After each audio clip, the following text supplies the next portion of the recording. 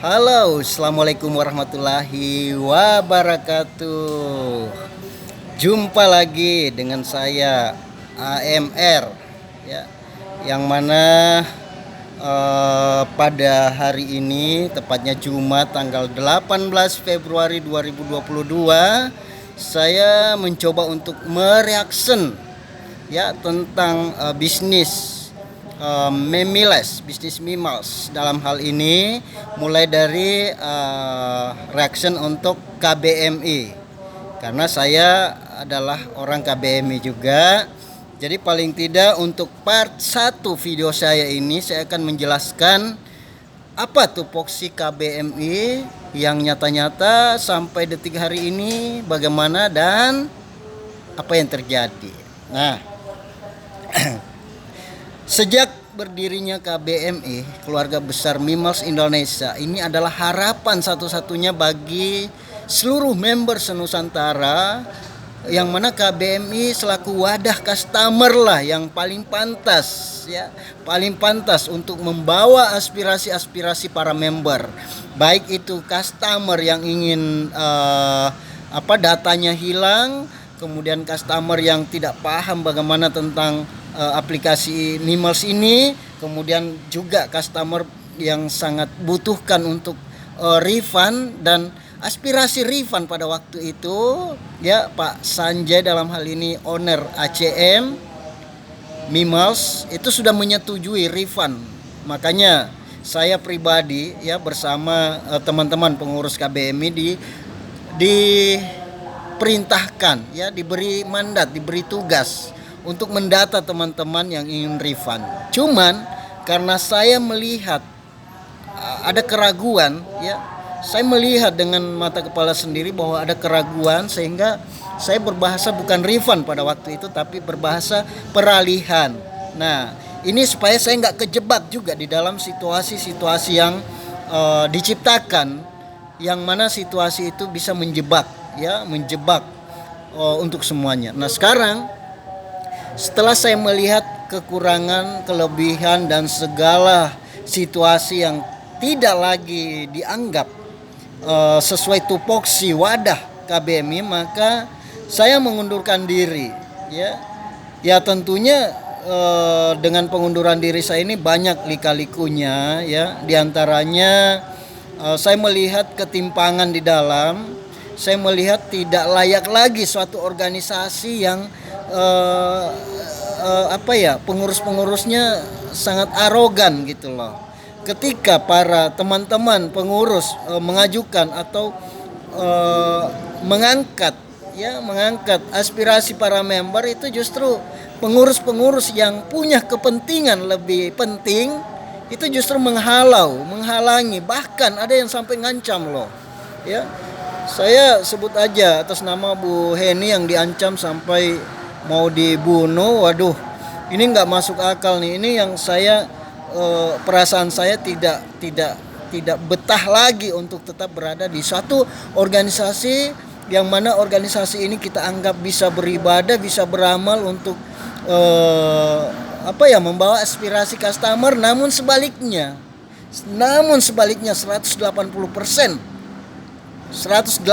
derajat maksud saya, itu malah dihalau. Bahkan aspirasi para customer yang mengatakan bahwa ingin refund ataupun hadiah, yang sebagian hadiah yang 10 kali lipat dari nilai top up, itu malah petinggi KBMI malah mengatakan di dalam rapat aspirasi, malah mengatakan bahwa Pak Sanjay nggak usah khawatir, ya, aplikasi Bapak ini sudah aman. Gak usah kali 10, gak usah kali 1, kali 0 aja Pak buat mereka. Kami sudah mengedukasi mereka agar mereka paham bahwa mereka jual beli slot iklan dengan jual beli putus. Nah, ini yang paling mengiris, ya, teman-teman para member. Sampai Bu Heni waktu itu nangis juga mendengarnya, melihat secara langsung, menyaksikan langsung, ya, di dalam rapat aspirasi malah justru, ya, pengurus-pengurus petinggi KBMI justru mengatakan seperti itu. Ya wajar lah kalau menurut saya mereka bisa apa ya, bahasa kasarnya itu bisa menjilat ya.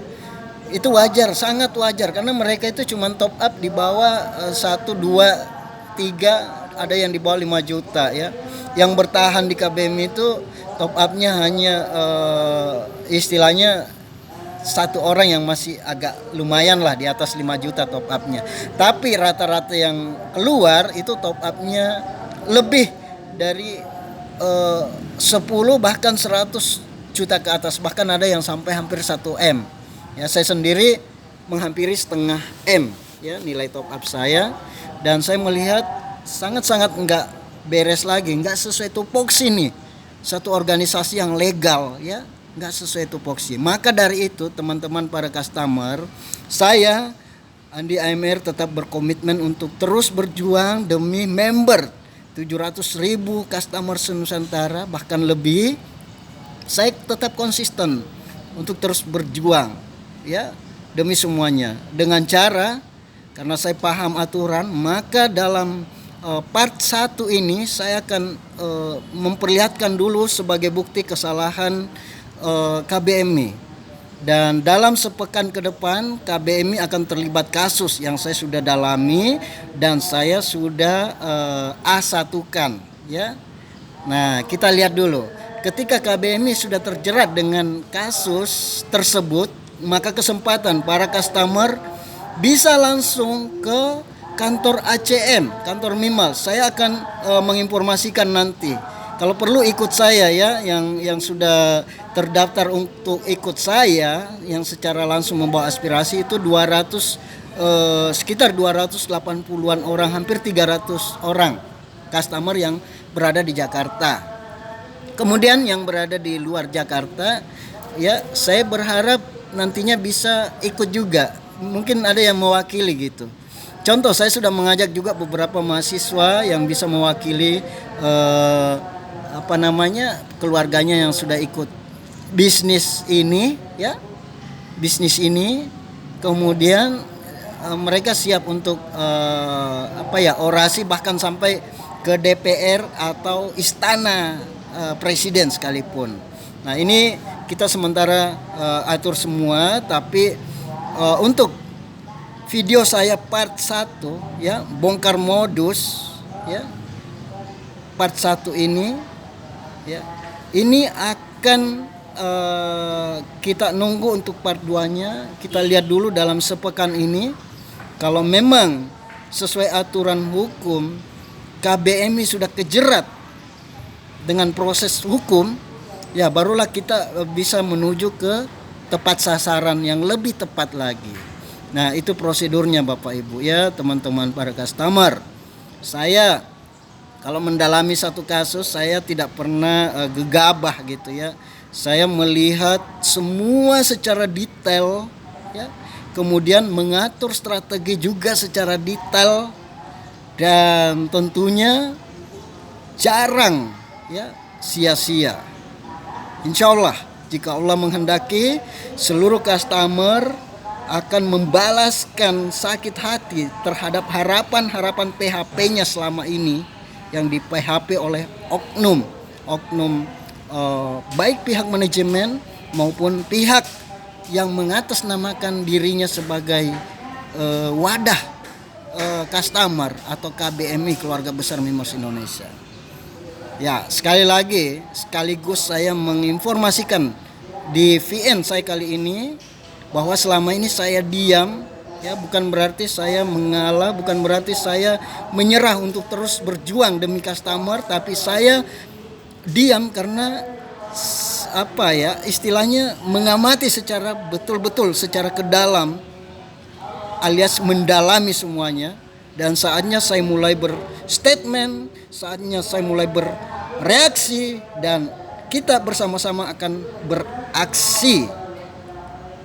Perjuangkan terus hak. Dan yakin untuk refund, saya yakin 100% bisa kembali. Saya mengetahui aliran dana yang masuk ke dalam perusahaan tersebut. Di antaranya satu, saya bongkar ya. Ini masih part 1 ini, tapi saya akan bongkar secara garis besarnya dulu. Nanti saya akan membongkar atau lebih menginformasikan lagi secara detailnya lagi. Pertama, aliran dana yang bisa customer bagi dengan refund ya, yang ingin ikut berjuang bersama saya. Satu, ada sekitar 750 M BB barang sitaan itu sudah kembali dan itu didiamkan, dibungkus secara rapi. Hanya ada beberapa eksekutif yang dapat, dan eksekutif juga ya, saya belum saatnya sebutkan namanya. Setelah mereka dapat, malah mereka lebih banyak diam. Ya, lebih banyak diam. Nah, ini yang saya lihat dengan mata kepala sendiri, dan saya bisa membuktikan dengan beberapa saksi-saksi yang ikut meeting pada waktu itu. Pada waktu itu saya sudah mengusulkan bahwa sebaiknya dana ini ditransfer langsung ke member. Jangan dikasih ke eksekutif, karena eksekutif bisa saja ya itu sudah menyalahi aturan sama yang sekarang ini. Ya, mana ada ya wadah yang mengambil alih tugas manajemen. Ini sangat fatal.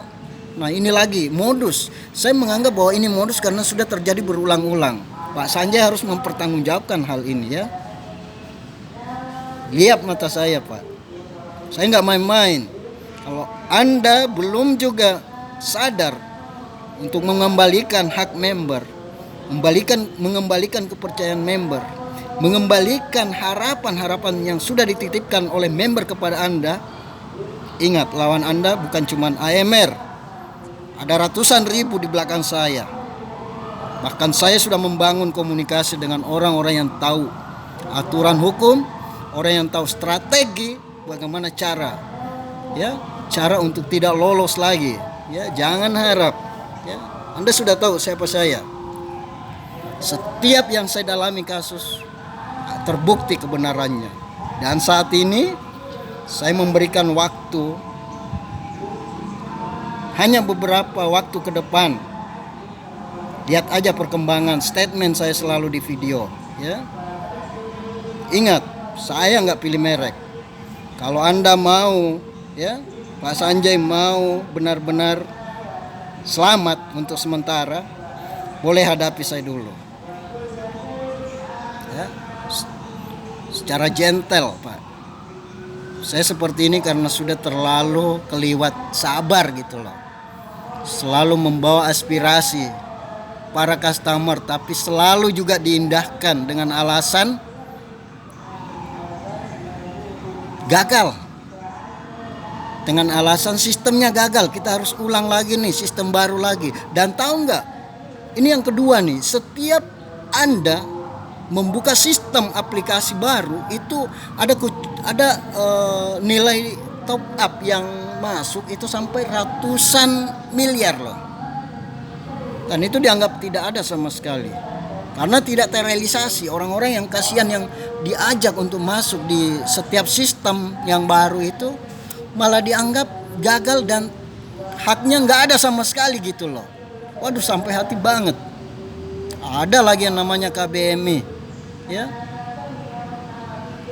yang dengan terang-terangan selalu mengatasnamakan seperti dewa, mengatasnamakan seperti orang yang paling ingin membantu, padahal di dalam sana waduh. Ya, ngeri. Nah, yang itu yang kedua, kucuran dananya masih banyak loh untuk kita perjuangkan para member. Jangan khawatir, jangan putus asa.